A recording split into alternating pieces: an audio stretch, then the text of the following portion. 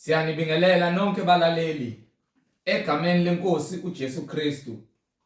Makube kini umusa nokuthula okuvela kuNkulunkulu Baba wethu nasenkosini uJesu Kristu owazinikela ngenxa yezono zethu ukuze asophule kulelizwe elimbi lamanje ngokwentando kaNkulunkulu uBaba wethu. Makube kuye udumo kuze kube phakade. Amen. Izwi lenkosi uJesu Kristu leli olilalele njengamanje. Izwi lenkosi uJesu Kristu. Lapho sishumayela khona, sifundise, siphinde sihlole imibhalo engcwele ngokwentando kaNkulunkulu kwindodana yakhe uJesu Kristu, yena yedwa oyinkosi nomsindisi empilweni zethu. Sizocela ukuthi kubo bonke abantu abalalele ukuthi sibe namaBhayibheli sonke kuze sizofunda sonke kanye sibe nokuqonda imibhalo engcwele njengoba ifundiswa nanjengoba ishunyayelwa. Mungenalo iBhayibheli sizocela ukuba udownload iBhayibheli kwi-laptop noma kwi-cellphone noma ama-tablets kuma-app stores kuze sonke sizofunda kanye imibhalo engcwele njengoba ifundiswa nanjengoba ishunyayelwa.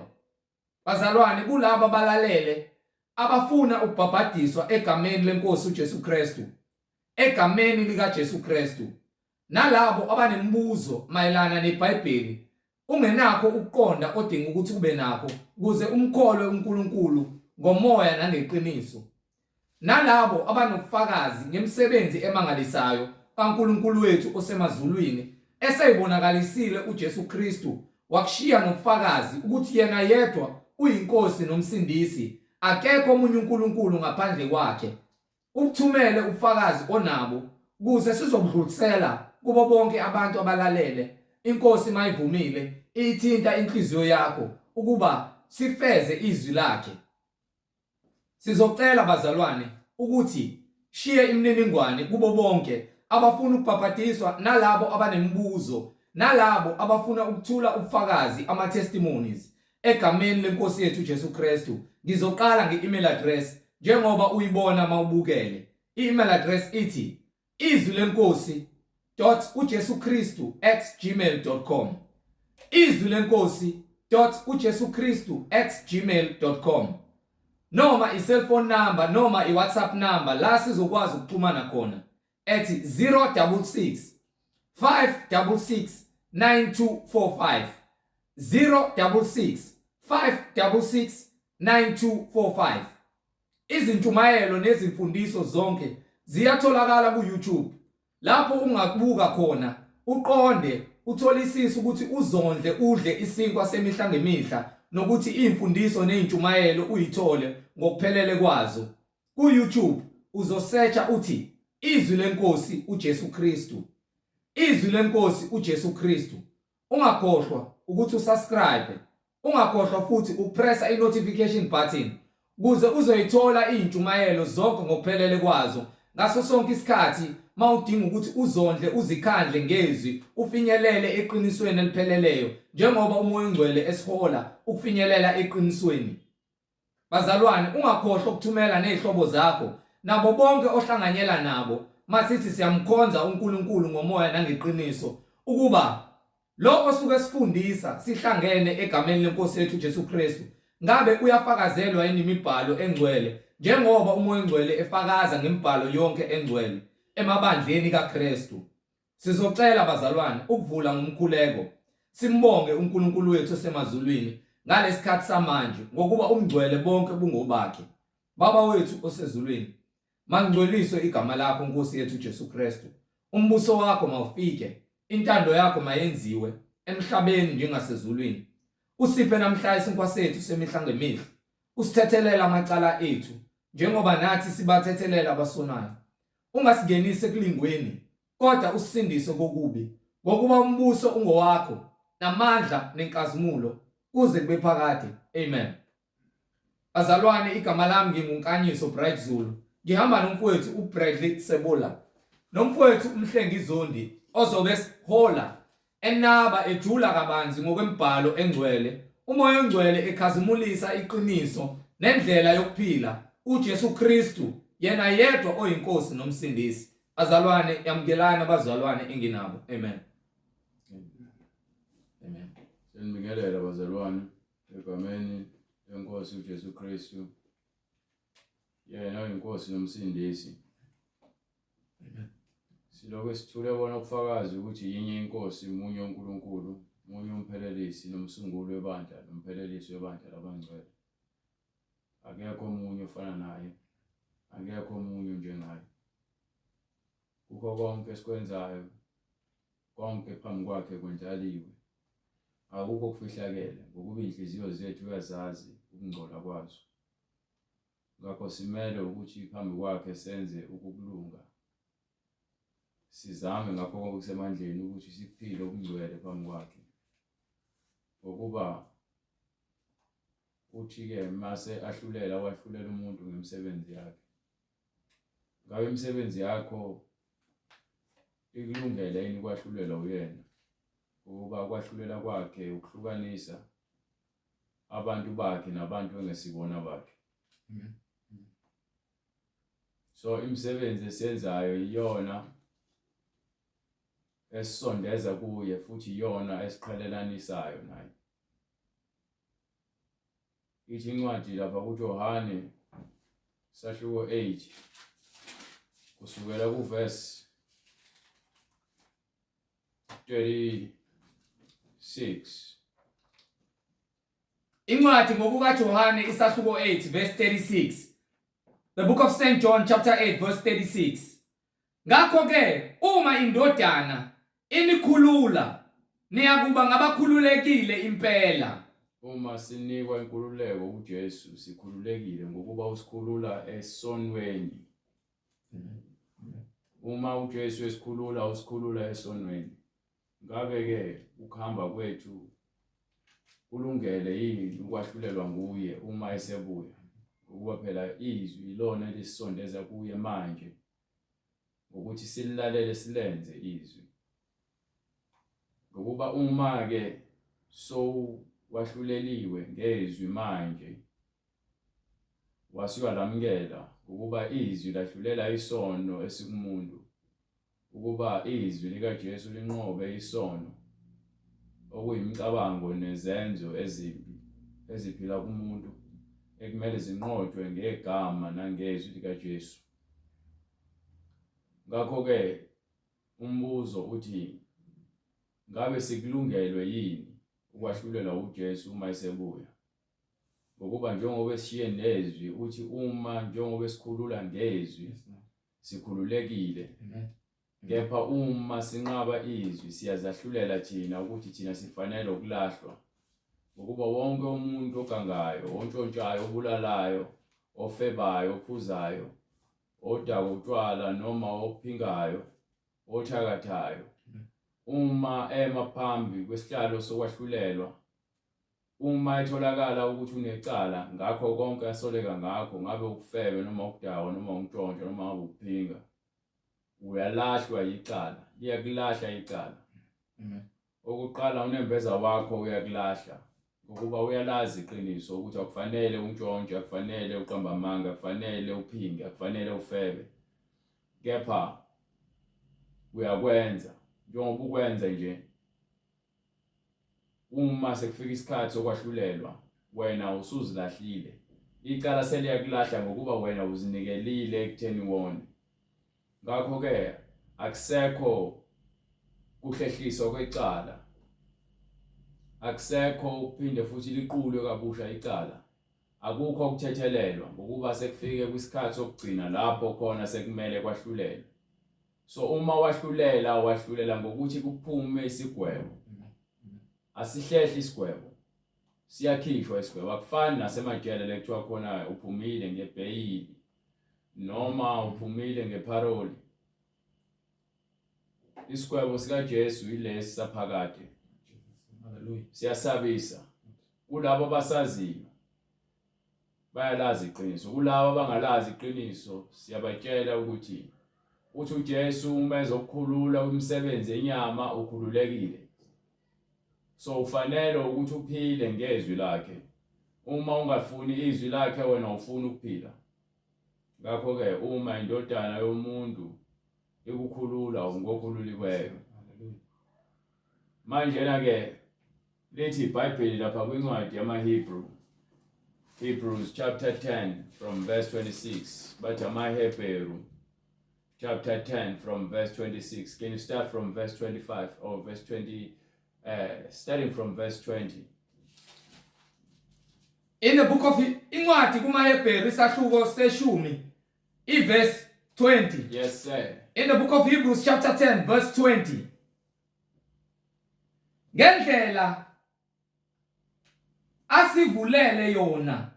Ngendlela asivulele yona. Ngendlela uJesu asivulele yona. Indlela entsha yokuphila. Indlela entsha ephilayo. Indlela entsha ephilayo. Indlela entsha ephilayo. Sinendlela entsha ephilayo uJesu Kristu uyedwa umsindisi nomphilisi noyedwa ophilayo uyabusa ezulwini nasemhlabeni ngaphansi komhlaba. Sivulelwe indlela entsha njengoba ethi ke uma indodana yomuntu ekukhulula ngokhululiweyo masathi umunye Nkosi sikhombise indlela athi mina ngiyindlela neqiniso nokuphila akekho oza kubaba ngaphandle kwami. So uma eyindlela iyona ndlela le kuthiwa sinikiwe ephilayo uJesu. Qhubeka. Ngendlela asivulele yona indlela entsha ephilayo edabula isiheko okungukuthi inyama yakhe. Ngakho ke inyama yakhe ikwazi ukudabula isiheko lapho khona bekungangeni umuntu ngaphandle komhlatshelo. Ngegazi likaJesu wangena ebungcweleni, wangena kwisihlalo somusa. Sinomusa ngenxa kaJesu. Manje ke uma uJesu ekwazi ukungena lapho khona abapriesti ngeTestament elidala ababekhethiweyo ukuthi ke baphathe iTabernacle babengakwazi ukungena. Kwakungena umpriest omkhulu naye kwakumele angene ngegazi ngokuba yena uqobo lwakhe wayengcolile. So uJesu umsulwa. Ingakho engena ngegazi lakhe ungenela bonke abantu kuba bonke abantu abalalela yena abezwa yena abahamba emva kwakhe bangene. Akekho ozongena ngaphandle kwaJesu. Hallelujah Jesus. Hallelujah. Nkosi ngicela into ethelele ezonweni zami kwiziphambeko zami zonke zokungalungi nokungcola kwenyama nokulalela inkohliso. Ungisindise Jesu ngikuzwe ngokamoya. Ngikulalele mhla yonke ukuphila kwami. Ngihambe ngezwi lakho ngokuba wena ulungile ngemsebenzi yakho. Wonke umuntu ufanele ukusho njalo avume izono zakhe ukuthi yena uyisoni ukuba akekho olungileyo. So sifanele ukuvuma izono zethu ukuze samukele uJesu ukuze uJesu asingenise lapho khona angena kwangangeni khona umuntu. Wasikhombisa ukuthi ngingenwa kanjani. Ungaba nenkani, ungaba nolaka. Ulaka lakho ngeke lukusize, inkani yakho ngeke ikusize, inhliziyo encane ngeke izikusize.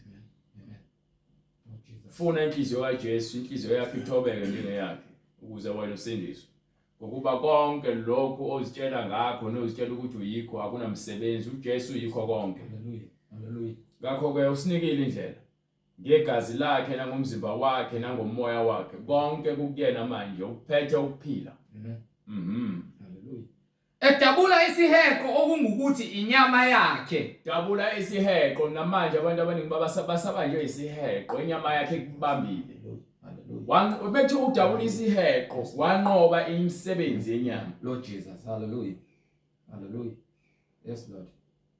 Isiheko isono esikumuntu esenza angakwazi ukulandela umoya oyingcwele. Njengoba kwakhiwe iTabernacle kufakwe isiheko yayivimbela inyama ukuthi ingakwazi ukungena ngale kwesiheko.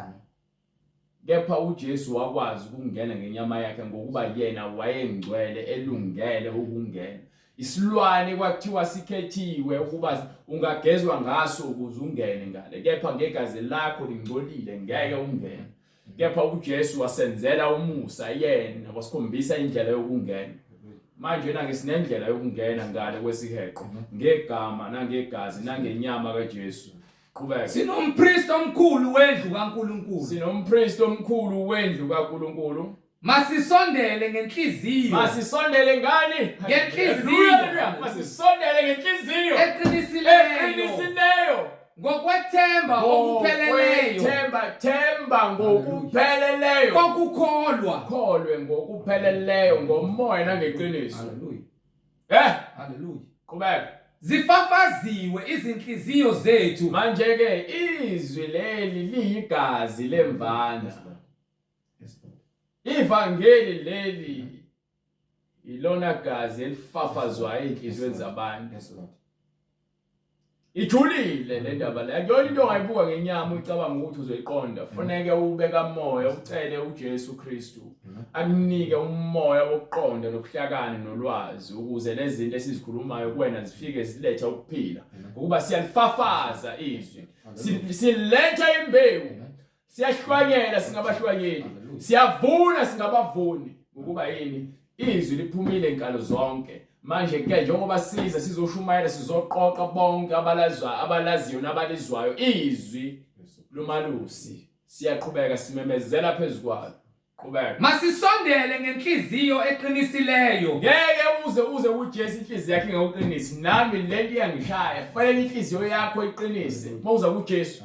Sondela kuJesu ngenhliziyo yakho eqinisileyo. Inhliziyo yakhe ingabi imbaxambili. Uthi uJesu awukwazi ukukhoza namakhosi amabili. Hallelujah. Ukhiye isono. Ukhiye inkanuko.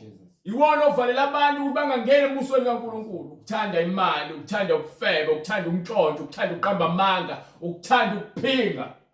Ukuthanda ubo usikhotheni. Ukuthanda izinto ezidaliweyo ngaphezulu komdala. Masisondele ngenhliziyo eqinisileyo ngokwethemba okupheleleyo kokukholwa. Themba uyabona uma uzokholwa uJesu uyakholelwa ukuthi emva kokufa khona ukuphila. Emva kokuhlukana kwenyama nomphefumulo khona ukuphila. Uma ungakokholwa ilokho ukuthi lonke lokho esikhuluma ngokutholakala kuJesu ngeke uzube nakho ukuphila. Ngokuba inhliziyo yakho ayiphelele ekukholweni. Uyakholwa ngomlomo kepha ngenhliziyo yakho awukholwa. Ngakho ke uma sibizela ukuthi sizithobe ngaphansi kwesandla sakhe esiphakemeyo kuze kube uyena ozosiphakamisa singaziphakamisi thina sizitshela ukuthi singabantu ngaphandle kwakhe. Ukuba konke lokho kuyize leze kufana nokufa. Hamba bright. Zifafaziwe izinhliziyo zethu. Yebo baba. Kungasekho valo lokubi. Lungasekho valo. Yabona meseke ukuphila kuJesu. Isono uyasixosha ngoJesu. Awusasabi okubi ngokuba wena unokuhle uphila kokuhle. Uphila kuJesu. uJesu uyinto yonke ongayidinga empilweni yakho. Hallelujah. Lalela. Ungaphila ngaphandle kwemali, ungaphila ngaphandle kwezingubo, ungaphila ngaphandle kwalendlu.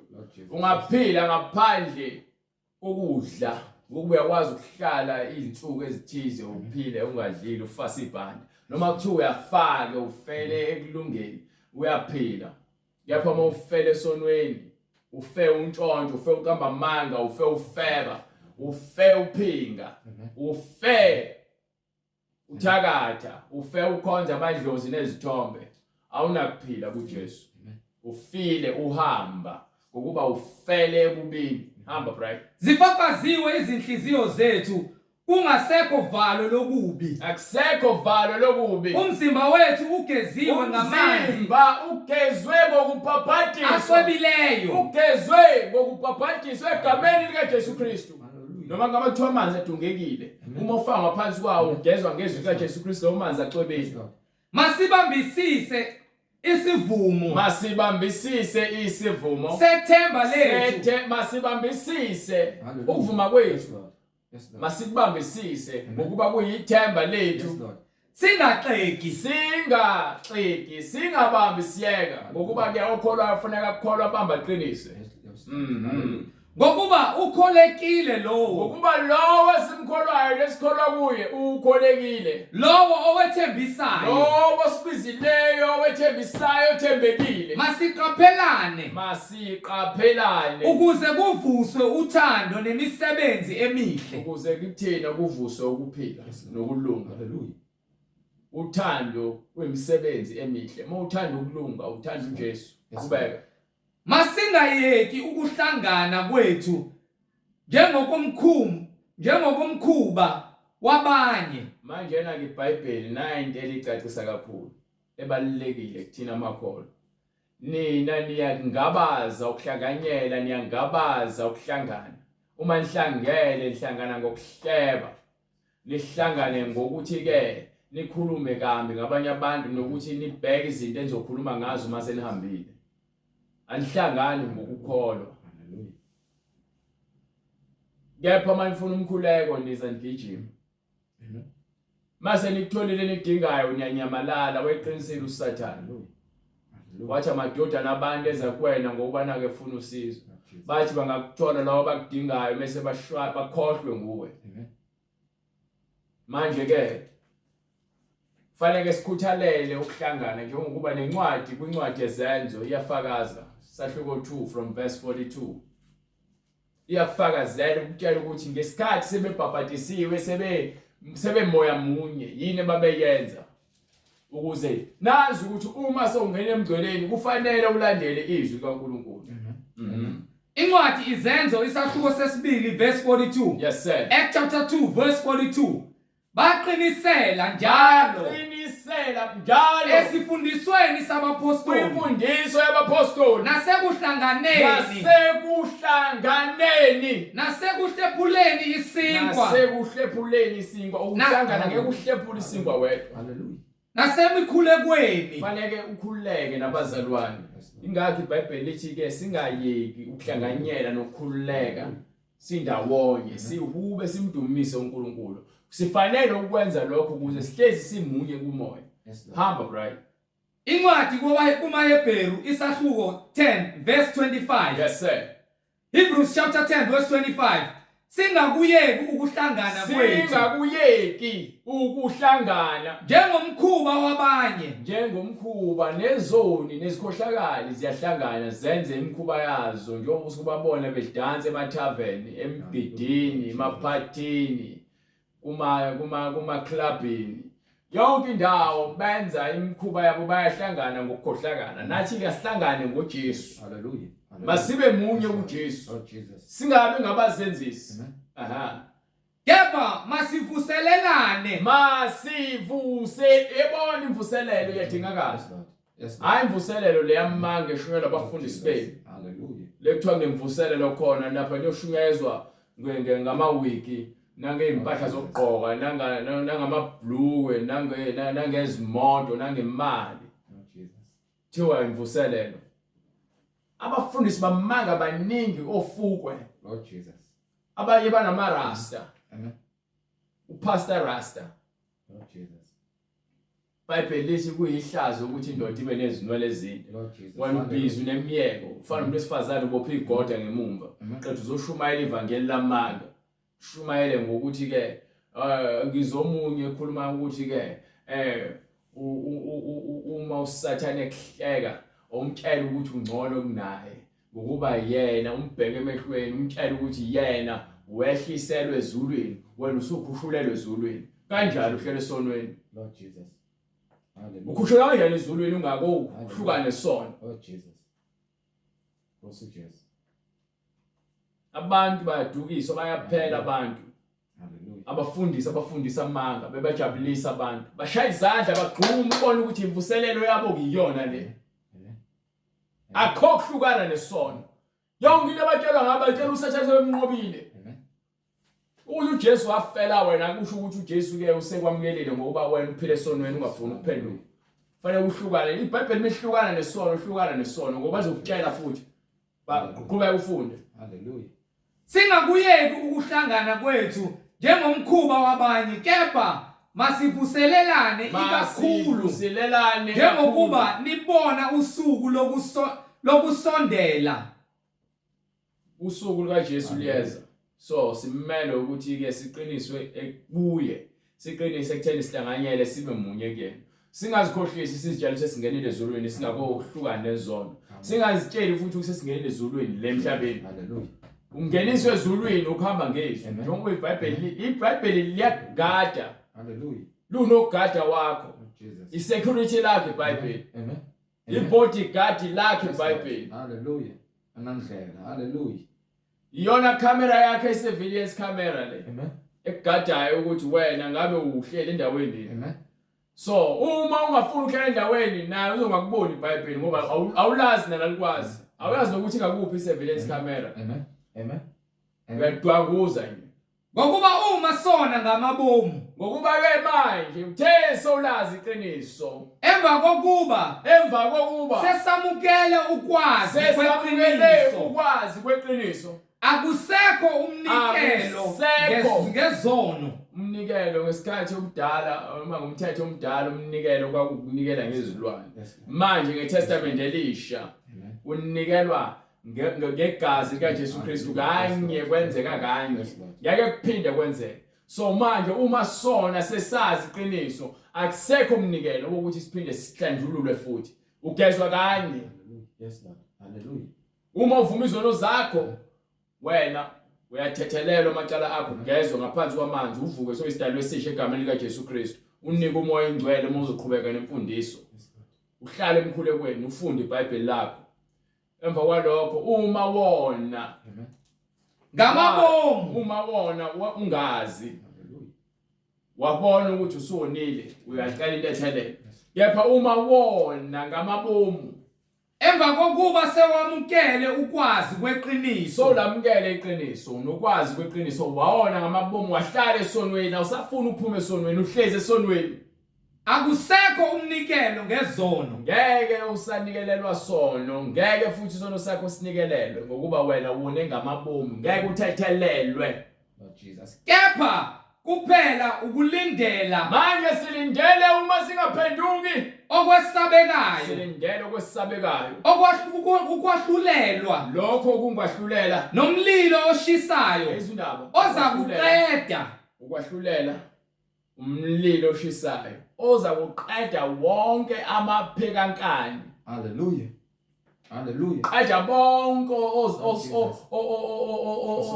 ososiyazi bonke laba batsheli basile.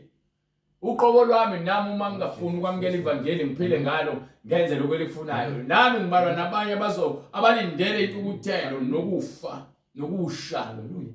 Kepha kuphela ukulindela okwesabekayo. Manje ke uma ungaphenduki ulindela okwesabekayo. Ukwahlulelwa nomlilo oshisayo. Ukwahlulela nomlilo oshisayo. Oza kuqeda amaphikankani. Uza kuqeda bonke osiyazi.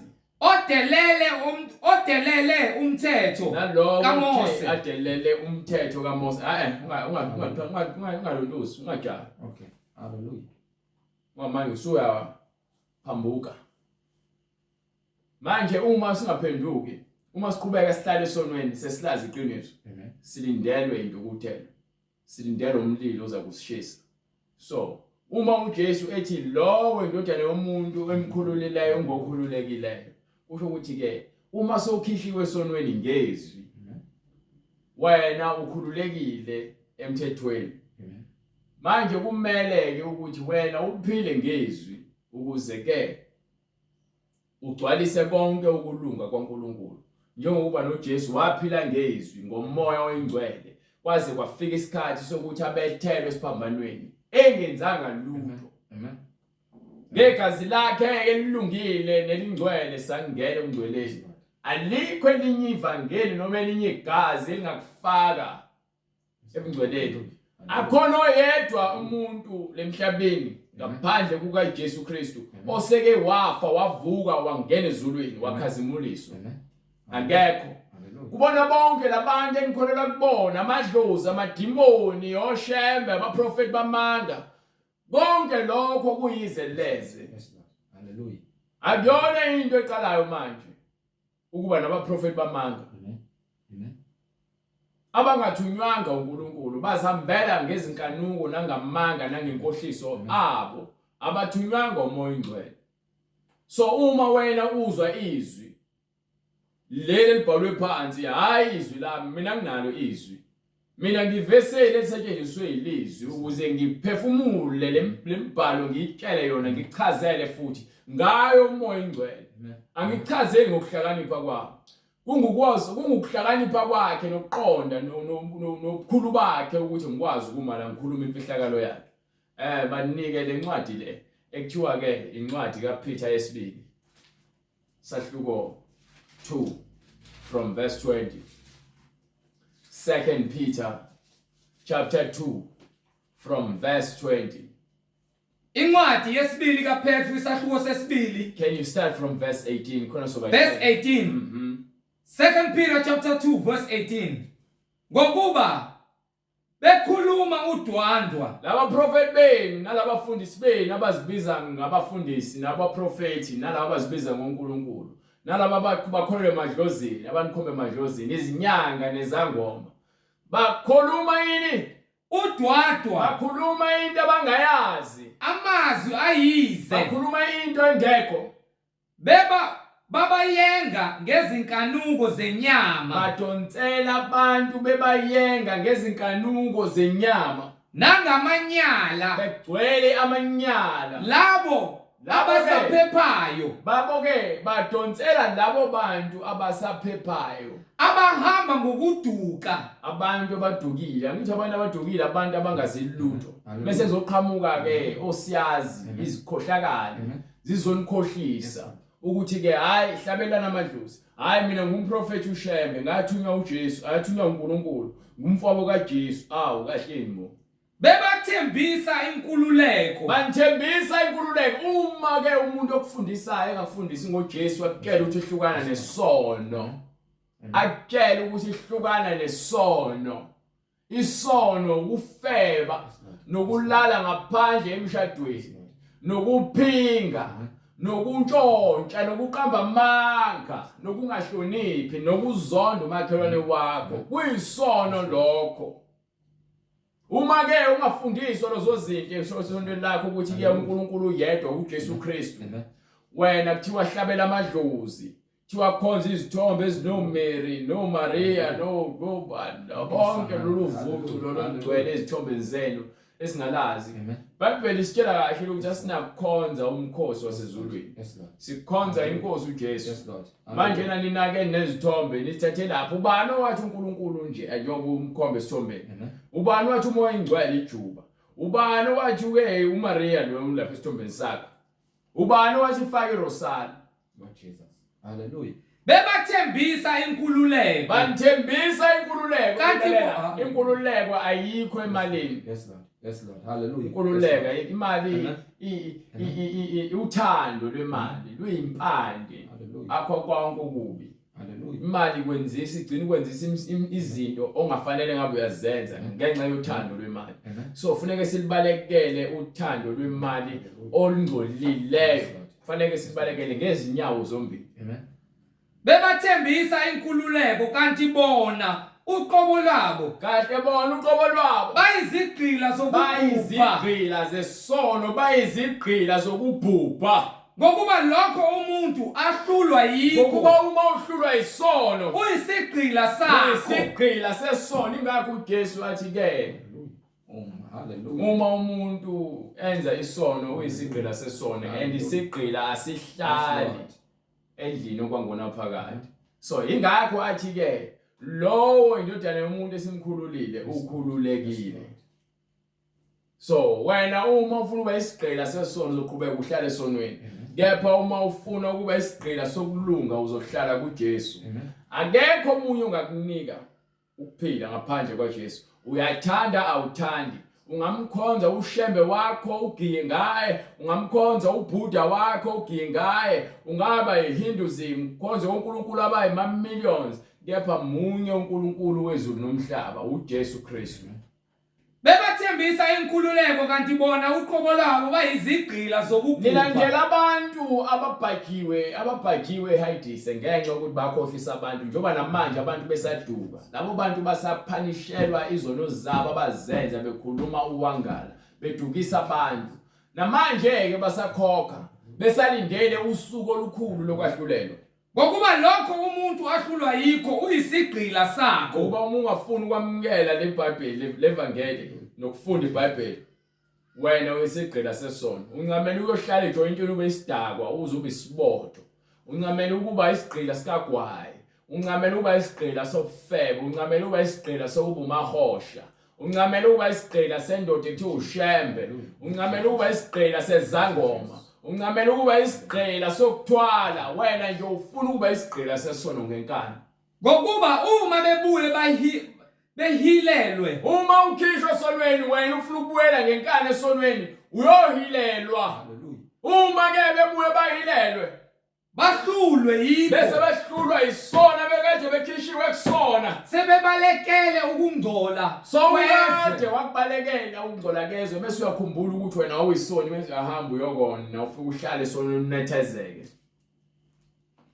Sebebalekele ukungcola kwezwe ngokuyazi inkosi, sewuthe somazi uJesu nomsindisi wena ekufebeni, ngokuyazi inkosi nomsindisi uJesu Kristu, khona ukugcina kwabo isiphetho sabo kubi kunokuqala, isiphetho sabo kubi kunokuqala. ntoba njani?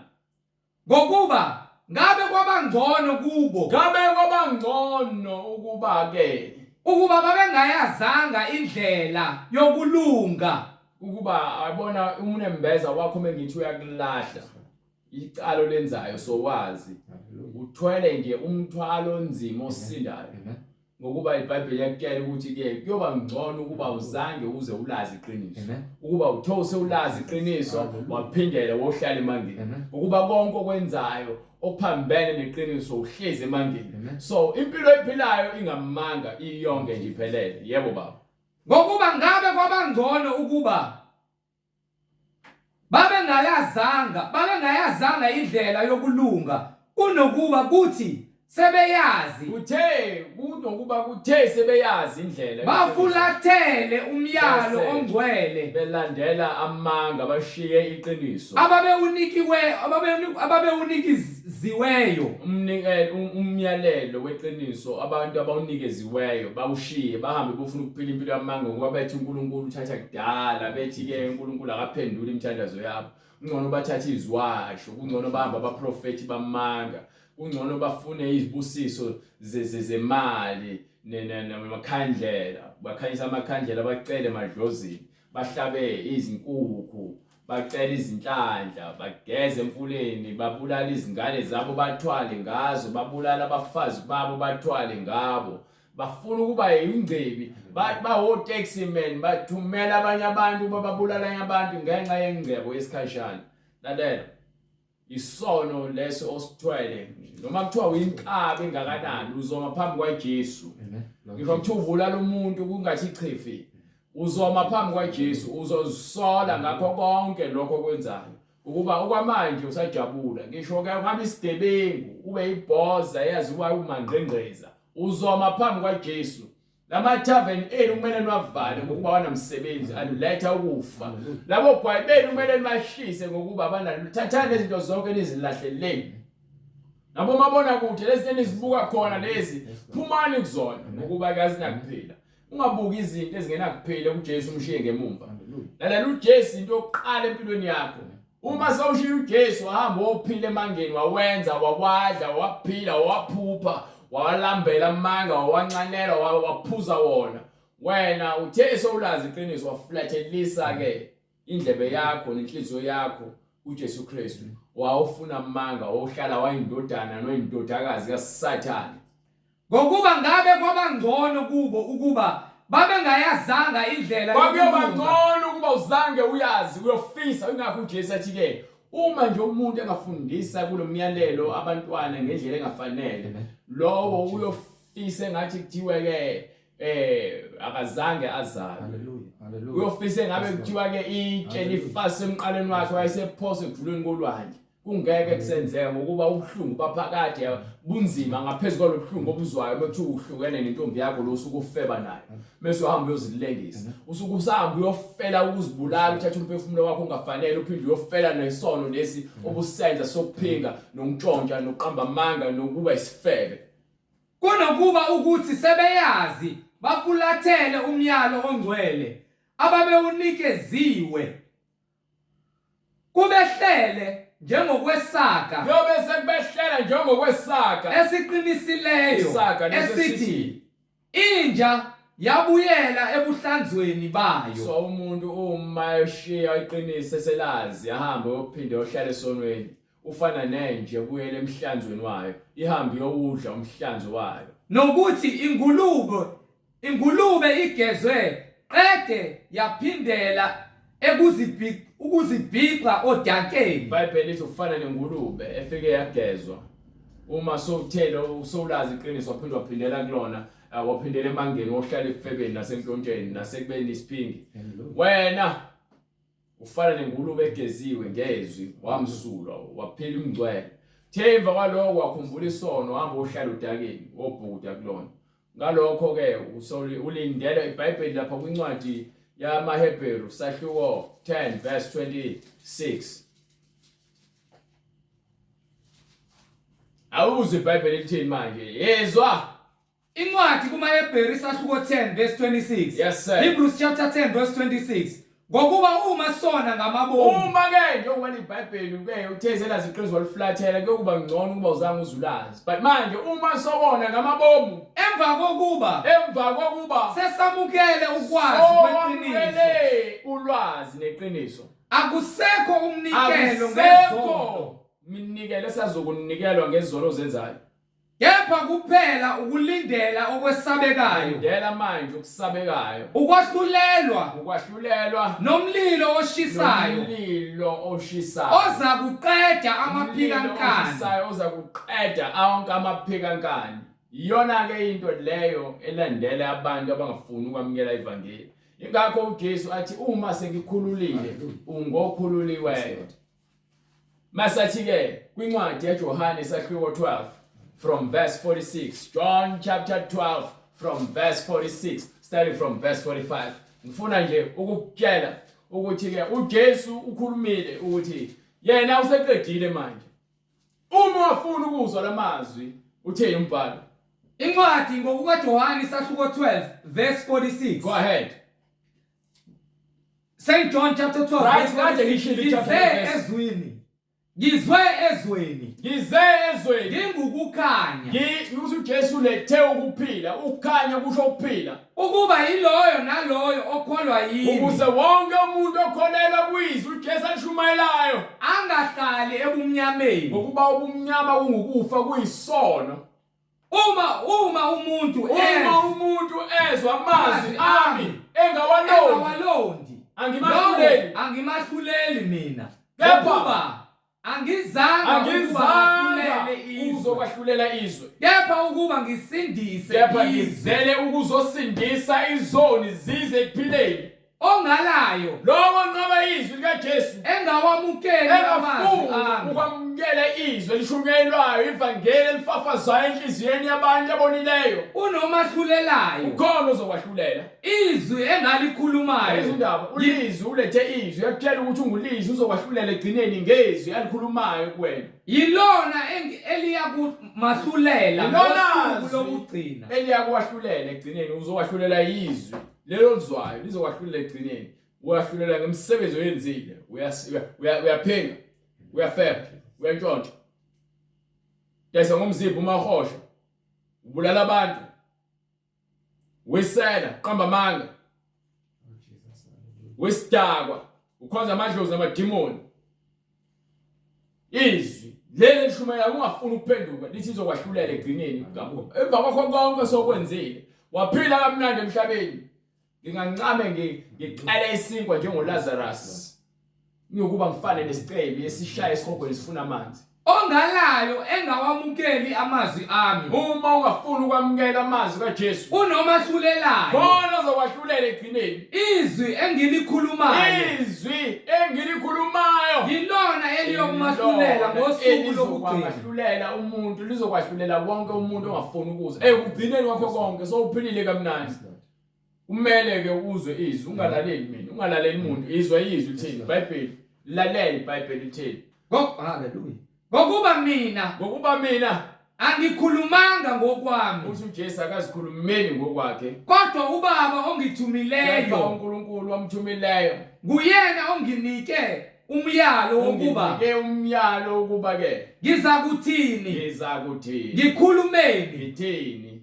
ngiyazi ukuthi umyalo wakhe yazi ukuthi umyalo wakhe ungukuphila okuphakade umyalo wakhe ungukuphila okunjani okuphakade manje wena uyakufuna ukuphila okuphakade noma ufuna ukuphila kwesikhashana ukuphila kwesikhashana nokwale emhlabeni okuzokuphela kabuhlungu kulabo abangenayo uJesu nabangafuni ukwamukela izwi lakhe eliphumelileyo izinkalo zonke ngakho ke uma ubanjwe isono njengewigi umuntu wesifazane ugqoka amabhuluku upenda izinsipho ufaka amacici namagolide uthanda umzimba wakho ungenza noma ngabe yini ukuze uhlobise lo mzimba wakho uzoshiya phansi uma sofuna ukuphila ngezwi laphakade ulandele ukuphila okungcwele uma uyindoda ekuthwalile noma uthanda ugqoka izingubo zabantu besifazane upenda umlomo wakho noma uthanda ucwebe noma uzidwebe imidwebe emzimbeni ama-tattoo yonke lonto leyo uzoyishiya phansi ucela intethelelo kuJesu ukuze wena uhlukane nokufa nalentukuthelo ezayo umlilo ongapheli ozoshisa wonke amaphekankani nalabo abangafuni ukuzithoba ngaphansi kwesandla sikaNkulunkulu. Uma ke wena wamkela ivangeli batshela incwadi yezenzo sahluko 2 ukuthi ithini. Acts chapter 2 verse 38. Incwadi izenzo isahluko sesibili verse 38. Shona khona baba. uPetru wayesethi manje uma wena sofuna ukuhlukana nesono uJesu wabafundisa abafundi bakhe emva kwalokho bathe sebashilo wanika isipho sikaMoya Engcwele bathi bese bambulelwe konke base befundisa abanye abantu bakholwa base bebuza ukuthi madoda abazalwane siyakwenza njani na wayesethi uPetru ngemfundisa ayithathe kuJesu ke phendukani yiloyo naloyo ababhaptizwe fanele ukuba athethelwe izono zakhe ngaphambi ukuba athethelwe izono zakhe kufuneka aqala abhaptizwe egameni likaJesu Kristu. Yebo kukho ukuthethelela izono umuntu ufuneka aqala aphenduke ezonweni zakhe ezwe izwi limtshela ukuthi akaphenduke esonweni bese phendukile bese yabhabhadiswa ukuze athethelelwe izono babhadiswa egameni likaJesu Kristu. kukho ukuthethelela kwezono zenu kukho ukuthethelela kwezono khona niyakwamukeliswa bese wamkeliswa isiphiwo sikaMoya Ongcwele ngokuba isithembiso ngesenu nesabantwana benu esabo bonke abakude bonke inkosi uNkulunkulu wethu eyakubabiza wafakaza nangamanye amazwi amaningi wabayala wathi zisindiseni kulesizukulwane esiphambeneyo. Uma ufuna ukuzisindisa kulesizukulwane esiphambeneyo wamukela uJesu nezwi lakhe uphile ngalo uyobe sowusithinta kule number oyibonayo ku-screen noma uyobe sowusifonela noma uyobe sowusisendela i-email address ku-email address oyibonayo ukuze senze indlela ukuthi sifinyelele kuwena ubhabhadiswe egameni likaJesu Kristu. Kukho ukuthethelela kwezono zakho ukuze uphile impilo yokungcwele ukuze uJesu mesebuya akwahlulele ngokulunga uze ngakuyena ngokuba sonke sizoma phambi kwesihlalo sobukhosi abancane abakhulu kuyefana wonke umuntu ufanele aphile ngezwi uJesu kube into yokuqala empilweni yakho. Uma ungaphili ngoJesu uphile kufeni. Ngakho ke amukela izwi ulenze manje usanethuba ushiye konke ukungcola nobubi okungavimbezela ukuthi ubonane nobuso bukaNkulunkulu uma eseze ezokwahlulela izwe ngemsebenzi yakhe. Sithi-ke namanje uNkulunkulu aqhubeka kanigcina nipha amandla siphinde futhi sibonane ngokuzayo uma uNkulunkulu evumile. Sicela usivale umkhuleko. Baba egameni lenkosi yethu Jesu Kristu uNkulunkulu namandla intando yakho Nkosi mayenziwe kubo bonke Nkosi abazizwayo izwi lakho nalaba Nkosi abahlehlile esihlalweni somusa esihlalweni sokuthi bazithobe Nkosi beze kuwe lapho uSathane esephuphethekisa ingqondo zabantu bonke bebethi bahamba ngokungcwele baduka Nkosi ngoba ezikhathini zokugcina kuyokhona abaprofeti bamanga bakhona Nkosi nabafundisi bamanga abakhuluma ngokwenkanuko zabantu. Siyabonga Moya Engcwele ukuba abantu bakho bayalizwa izwi lakho iwakhuluma nomuntu omdalile ngaphakathi Nkosi njengoba intshumayelo eyizwa ehlabeka Nkosi ebona ukuthi uhlehlile phambi kwesihlalo sobukhosi uhlehlile ikithobeni ngaphansi kwesandla sakho esinamandla Nkosi. Unembeza wakhe nemidlinzo yakhe wena uhlolisisa inhliziyo nakho konke Nkosi ongaphakathi komuntu kuyamlahla njengamanje. Siyabonga Nkosi uJesu kuba umgcinile kwaze kuba yilesikhathi samanje ukuba alizwe izwi lakho azithobe ngaphansi kwesandla sakho esinamandla avume Nkosi ukuba uyisoni uhlehlile endleleni yokuphila Siyacela Nkosi uJesu Kristu uqhubeke njalo usikhombise ukunakala kwenyama yethu nokulutheka lapho isitha uSathane ezile nokuzophubuthekisa impilo zethu kuba singahlali emfundisweni ephilileyo. Siyacela Nkosi usithethelele. Siyabonga igazi lakhe linamandla moya engcwele elisihlanzayo uma sizithoba, uma sivuma ukuba sizoni sizithoba ngaphansi kwesandla sakhe sinamandla. Wena igazi lakho linamandla ukusihlanza lisikhuculule kukho konke ukungcola. Mayenziwe Nkosi intando yakho kuzo zonke indlebe ezizwayo nalabo ababengelazi iqiniso. Nkosi siyabonga ukuba ukukhanya sekufikile emehlweni abo, enhlizweni zabo, emphefumulweni yabo ukuba bamkele ukukhanya kwevangeli elunguwe Nkosi uJesu Kristu manje naphakade. Amen. Amen. Umusa mawube nani nonke egameni lenkosi yethu uJesu Kristu. Amen.